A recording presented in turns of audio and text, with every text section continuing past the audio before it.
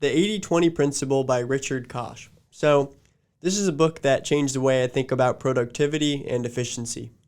So in about 1900, an Italian economist named Pareto realized that 20% of people had 80% of all the wealth. He then applied the same idea to a ton of other concepts. So let me give you a few examples. 20% of a rug gets 80% of the wear and tear. 20% of factories produce 80% of the pollution. 20% of criminals produce 80% of the crimes. 20% of drivers account for 80% of all accidents. There's a ton more examples, but I hope that gives you an idea of what we're talking about. So if you take that concept and apply it to your own life, what are 20% of the things that you're doing every day that are accounting for 80% of the results or 80% of the happiness in your life? Chances are you're doing a lot of things that aren't a great use of your time, and if you spend all of your time doing the more effective things, then you'd be, doing less work and achieving more results.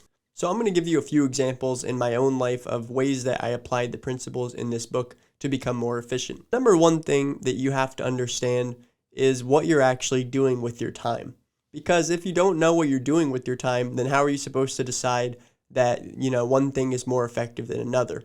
So everything you need to do needs to be tracked and monitored.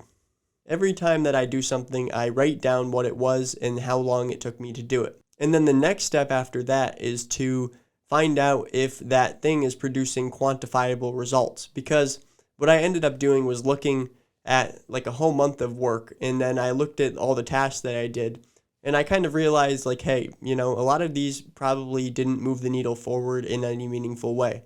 Yet there are a small portion of things that you can do that make a very large impact on the way that you feel and how productive you're going to be in your day.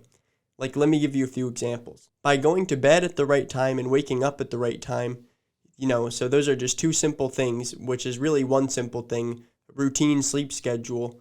That has a massive impact on your day, because if you get the right amount of sleep, you're going to be a lot more effective, you're going to be more motivated, you're going to be feeling good, which are just, those are the most important things you could possibly do. So having a good sleep schedule and then waking up at the right time so you can be really efficient is one thing that's super important. Another thing I've been implementing over the past, couple years, sometimes it's like a really routine thing for me and sometimes it's not, but I like to incorporate meditation. And meditation is just one of those habits where if you're feeling super anxious and, you have a ton going on, you're stressed, you have a lot of different projects and things going around in your head, then meditation is one of those things that you should implement to basically help center yourself and get focused so that you can actually start to finish some of the projects and you can have a clear mind instead of just running around like a chicken with its head cut off and not knowing what to do or how to react. And then one more example of this was kind of substituting useless tasks with really useful and productive ones. So an example of this would be like watching YouTube videos that are motivational or inspirational. I still watch them for sure, but I spent a lot of time watching them in the past, and over time you kind of start to realize hey, I spent 2 hours watching YouTube, and if instead of using that 2 hours watching YouTube, I spent the time making YouTube videos, that would move the needle forward probably quite a bit faster.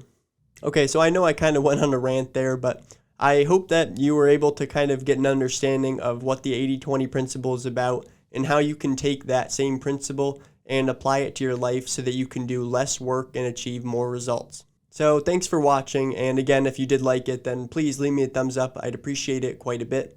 And then also subscribe to the channel if you want to see more book reviews and more self-development content. That's what I'm passionate about, and I hope that that's what you're passionate about as well. With that being said, I'll see you in the next video.